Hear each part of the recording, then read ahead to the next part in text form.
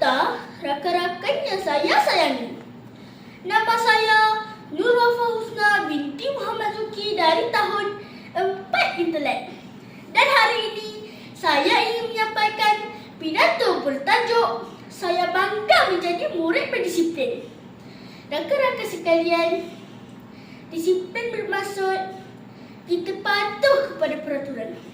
Kita datang awal ke sekolah, hormat guru, membuat kerja rumah dan tidak melawan cakap ibu bapa. Semua ini ialah contoh murid yang berdisiplin. Mengapa kita perlu menjadi murid yang berdisiplin? Kerana disiplin ialah kunci kejayaan. Bayangkan seorang murid yang sentiasa lambat, sering tidak menyiapkan kerja sekolah dan suka bergaduh. Adakah dia akan berjaya?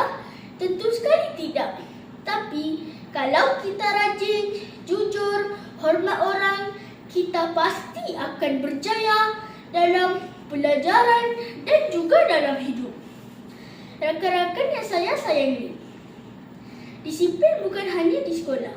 Di rumah juga kita perlu disiplin. Tolong ibu kemas rumah dan belajar pada waktu yang sepatutnya. Akhir kata, marilah kita semua tanamkan sikap disiplin dalam diri kita setiap hari. Disiplin itu susah pada mulanya, tapi akan membawa kita kepada kejayaan yang besar. Ingat, murid berdisiplin ialah murid cemerlang. Sekian, terima kasih.